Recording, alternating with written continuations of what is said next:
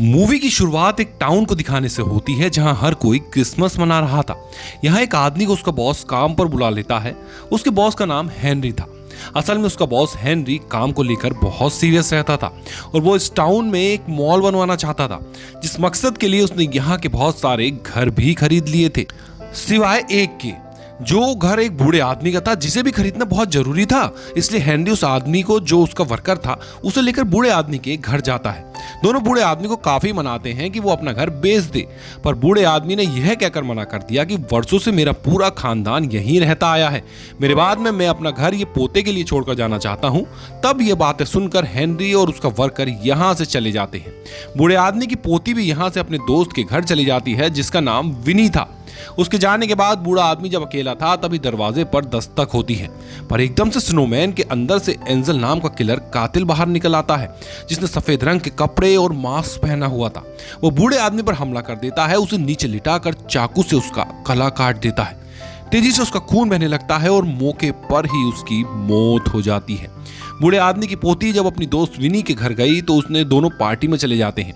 यहाँ पता चला कि विनी उस वर्कर की बेटी है जिसे हेनरी अपने साथ लेकर बूढ़े आदमी के घर गया था। तभी विनी कुछ दूरी पर एक लड़की को बैठा हुआ देखती है जो काफी उदास लग रही थी। उसे कोई भी बात नहीं कर रहा था। लड़की का नाम बर्नी होता है। विनी उस लड़की की तरफ हेलो कहकर हाथ हिलाती है। तभी पार्टी में विनी का भाई भी आ जाता है, पर कुछ देर बाद अपने दोस्त के साथ वक्त गुजारने के लिए वो पेड़ों के पीछे चला जाता है। लेकिन अचानक इन्हें अजीब सा शोर सुनाई दिया, क्योंकि यहाँ पर एंजल किलर आ गया था। इसलिए दोनों यहाँ से चले जाते हैं। विनी के दोस्त भी अपने दोस्त के साथ वक्त गुजारने के लिए उसे साइड में लेकर जाती है, पर उसने देखा कि मेरे दोस्त के मुंह से तो खून आ रहा है, जो देखकर वो बुरी तरह डर कर पीछे हट जाती है। उसने देखा कि एंजल ने मेरे दोस्त की गर्दन में बड़ा सा कैंडी कैन घुसा दिया है, जो उसके मुंह के आर पार हो गया और इस तरह उसकी मौत हो जाती है। ये देखकर विनी की दोस्त काफी डर गई। अपनी जान बचाने के लिए वो जल्दी से यहाँ से भाग गई। तब तक एंजल भी यहाँ आ गया था। जो उसके पीछे भागने लगता है वो उसे पकड़ के चाकू से मारने की कोशिश करता है, लेकिन अपने बचाव के चक्कर में चाकू उसकी बाजू पर लग गया था और वो पुल के ऊपर गिर जाती है। तब एंजल उसे मारने के लिए पुल के नीचे चला जाता है और वहां से उस पर वार करने लगता है, पर वो जैसे तैसे खुद को बचाकर चीखते चिल्लाते हुए पार्टी वाले घर के बाहर पहुंच गई थी। उसके हाथ में खून लगा था। वो दरवाजा पीटने लगती है, जल्दी से खोलने का कहती है। सब लोगों की नजर बाहर पड़ गई।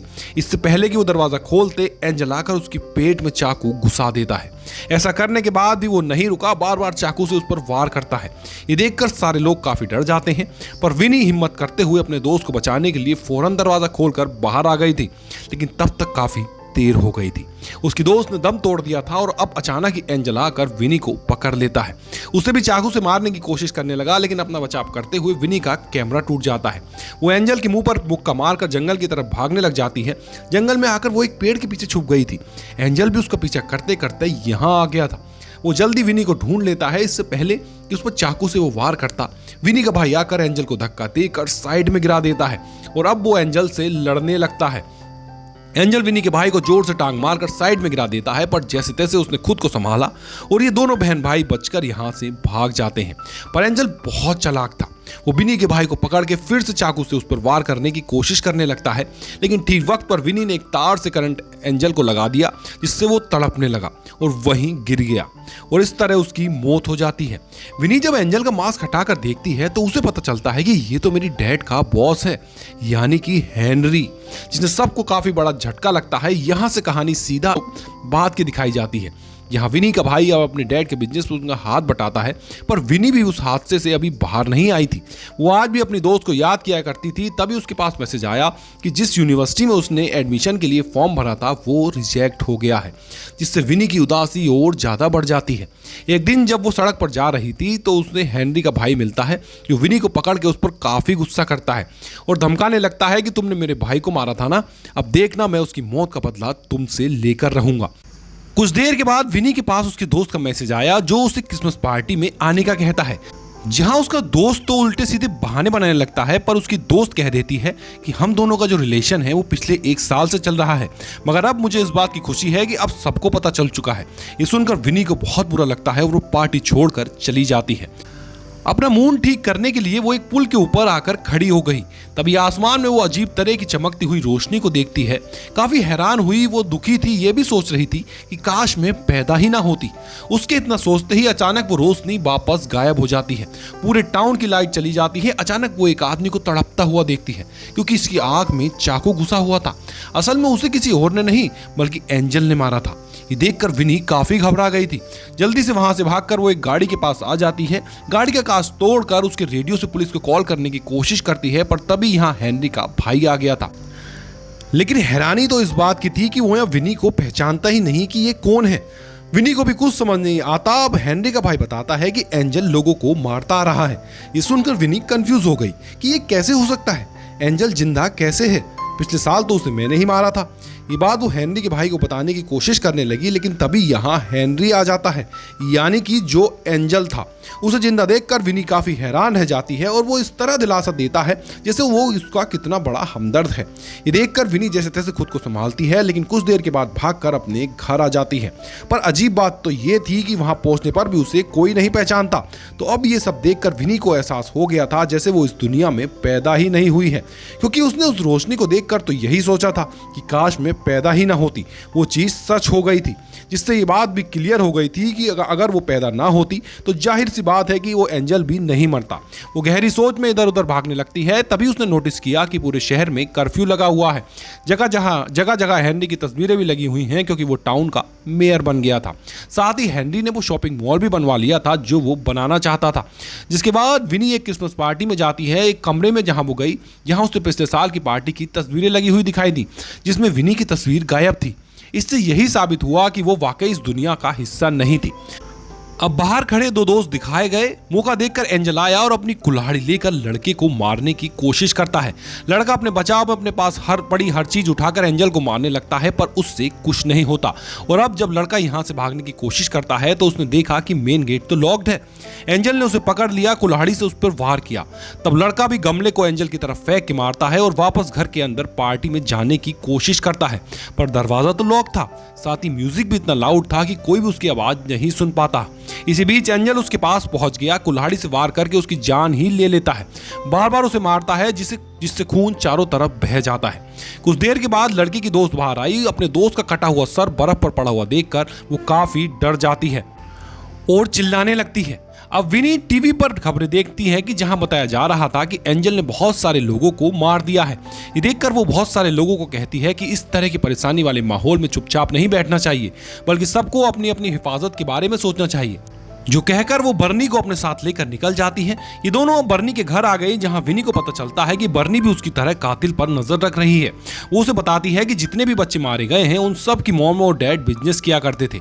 बच्चों की मौत की दुख ने उन सबको बर्बाद कर दिया, जिससे धीरे धीरे हेनरी ही पूरे टाउन का अकेला मालिक बन गया।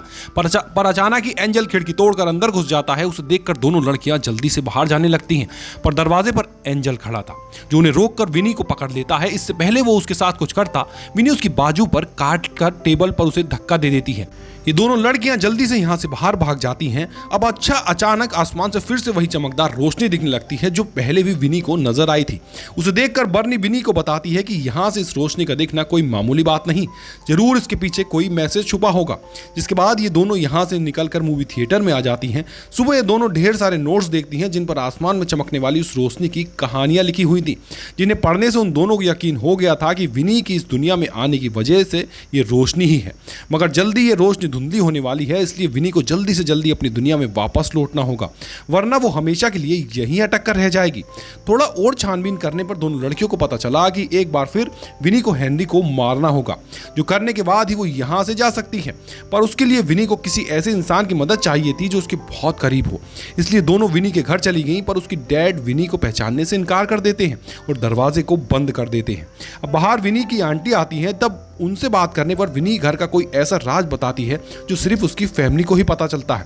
इसलिए वो उसे अंदर ले जाती हैं। यहाँ आकर उसने देखा कि मेरे डैड मेरे भाई की मौत पर बहुत ज़्यादा दुखी हैं। वो यहाँ अपने डैड को अपने भाई की दोस्त बताती है, पर और उसकी कुछ पुरानी बातों को भी अपने डैड को बताने लगती है, जिससे उसके डैड के चेहरे पर मुस्कुराहट आ जाती है। पर जब उसने ये कहा कि उसे हेनरी ने मारा था तो उसके डैड आग बबूला हो गए। गुस्सा करके उसे घर से बाहर निकाल देते हैं क्योंकि हेनरी उसका दोस्त था। पर अब अचानक ही एंजल घर में घुस गया। उसने विनी की मां का गला दबाकर उसे मारा, जिसके बाद एंजल बर्नी की बाजू पर चाकू मारकर उसकी बाजू चीर देता है। वो डर गई, फिर भी जैसे तैसे ऊपर भाग जाती है। यहाँ विनी को एक फोटो फ्रेम मिला जिससे वो एंजल पर हमला कर देती है। सीढ़ियों पर खड़ा होने की वजह से वो लड़खड़ाने लगा। सीढ़ियों से नीचे गिरकर वो बेहोश हो जाता है। अब यहाँ बर्नी और विनी की आंटी बड़े आराम से उस पर छलांग लगाकर दूसरी तरफ चली जाती हैं। पर जब बारी आई विनी की तो उस तरफ जाने के बजाय एंजल का चाकू वो उठा लेती है और एंजल को मारने से पहले उसका मास्क हटा देती है। उसे पता चला कि एंजल और कोई नहीं बल्कि उसके डैड हैं, जो देखकर वो काफी दंग रह गई। तभी उसके डैड को होश आया, इसलिए तीनों जल्दी से यहाँ से भागकर बाहर आ जाते हैं। एक जगह पर आकर विनी ने बताया कि उसकी डैड की आंखें काफी अजीब लग रही थी, जैसे वो अपने आप में ना होकर किसी और के कंट्रोल में हो। ये सुनकर विनी की आंटी कहती है कि पिछले 1 साल से उसकी यही हालत है, जिससे तीनों की यह बात पता चल गई कि असल में हेनरी ने विनी के डैड के डिप्रेशन का फायदा उठाया। मतलब हेनरी ने उनके दिमाग को अपने कंट्रोल में करके उन्हें गलत कामों में इस्तेमाल किया। विनी ये सोचकर काफी परेशान हो जाती है कि अब मेरे पास डैड को मारने के अलावा और कोई रास्ता नहीं है। इसलिए तीनों मिलकर एक प्लान बनाते हैं। ये थिएटर के बाहर वाले बोर्ड पर विनी के डैड के लिए एक मैसेज छोड़ देते हैं जिसमें लिखा था कि हम अंदर हैं, और सीट पर अपनी जगह 3 डॉल्स को बिठा देती हैं ताकि एंजल धोखा खाकर अंदर आए और विनी उसे मार दे। जिसके बाद तीनों साइड में छुप गए और तभी इन्हें कोई आता हुआ नजर आता है। इसलिए बर्नी आग बुझाने वाली गैस उस पर डालने लगी। विनी अपनी बेड से हमला करने ही वाली थी, तभी इन्हें पता चलता है कि वो तो असल में विनी के 2 दोस्त हैं। ध्यान भटकाकर एंजल उसकी आंटी के पेट में चाकू घुसाकर उसे मार देता है। इसी के साथ थिएटर्स की लाइट भी चली गई, हर तरफ अंधेरा छा गया। इसलिए विनी अपने पुराने कैमरे से तस्वीर बनाने लगती है ताकि इसकी रोशनी में उसे कुछ नजर आ सके। अब तभी उसके कैमरे की फ्लैश लाइट में दिखता है कि एंजल उसके दोस्त को मार रहा है। पर इसी बीच बर्नी मेन स्विच के पास आकर स्विच जैसे ही ऑन करती है, थिएटर में लाइट आ जाती है। विनी के ठीक सामने एंजल था, जिस पर झाड़ू से हमला करके वो उसे पीछे कर देती है और सीढ़ियों से जाकर छुप जाती है। पर एंजल उसे देख चुका था। अब वो दोबारा जैसे हमला करने के लिए आया, वो टूटी हुई झाड़ू का हैंडल उसके अंदर घुसा देती है। उसने काफी जोर लगाया, जिससे उसकी वहीं मौत हो जाती है। ये दोनों चेक करके कंफर्म करती हैं कि वो मर गया है या नहीं। जब इन्हें यकीन हो गया कि तो वो यहाँ से बाहर आकर पुल पर आ जाती है। यहाँ विनी फिर से अपने पैदा होने की दुआ करती है, पर कुछ भी नहीं होता। विनी को गुस्सा आ गया। अब वो उस रोशनी पर चिल्लाने लगती है, जिससे वो अपनी शक्ल बदल लेता है और अब वो रोशनी काफी डरावनी लग रही थी। ये दोनों लड़कियां समझ जाती हैं कि अभी हमारा काम बाकी है, और वो था हेनरी को मारना, जो मेयर के रूप में अभी भी जिंदा था, वही जो टाउन के लिए सबसे बड़ा खतरा था। तो इसलिए अब दोनों लड़कियों से मारने के इरादे से टाउन के मेन पार्क में आ जाती हैं, जहां हेनरी ने क्रिसमस की स्पीच रखी थी। यहाँ सारे लोग घूम घूम कर खड़े होकर खुद आंखों से हेनरी को देख रहे थे, क्योंकि उन सबको भी हेनरी ने कंट्रोल किया हुआ था। तभी वो उस सबको बताता है कि मेरा भाई पागल है, ये अपना काम दूसरे टाउन में करना चाह रहा है। देखो अब मैं इसे सबक सिखाने लगा हूं, जो कहकर उसने अपने भाई के गले में चाकू घुसा दिया, जिससे उसकी वहीं मौत हो जाती है। जिसके बाद हेनरी अपने भाई को एंजल के कपड़े पहनाकर सजावट के तौर पर उसे लटका देता है। ये देखकर बिनी सब लोगों को होश में लाने की कोशिश करती है, पर कोई फायदा नहीं होता। अब हेनरी के गार्ड्स दोनों लड़कियों को पकड़ के स्टेज पर ले आते हैं, जिस पर हेनरी यहाँ कबूल करता है कि हाँ, तुम्हारे डैड के डिप्रेशन का फायदा उठाकर मैंने ही उसे इस्तेमाल किया, और तुम्हारे भाई को भी मैंने ही मारा था, और तो और बर्नी की मॉम डैड को भी मैंने ही मारा था। जो सुनकर दोनों लड़कियां गुस्से में आ जाती हैं, एक के बाद एक करके उसे मारने लगती हैं।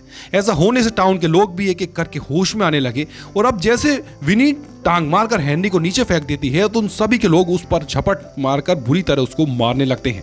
अब यहाँ एक तरफ विनी हेनरी की वाइफ को मारती है, तो बर्नी उसके गार्ड्स को चाकू दिखाकर दूर हटा देती है। पर हेनरी, जिसने खुद को बचा लिया था, वो एक बार फिर लोगों को अपने कंट्रोल में कर लेता है और वापस से स्टेज पर आ गया था। लेकिन विनी उसके पेट में चाकू घुसाकर आखिरकार उसकी जान ही ले लेती है। उसकी मरते ही टाउन के लोग फिर से होश में आने लगे थे, और एक बार फिर आसमान में वो रोशनी चमकती है, और अब अगले सीन में हम विनी को नींद से जगा हुआ देखते हैं। यानी वो वापस अपनी दुनिया में आ गई थी।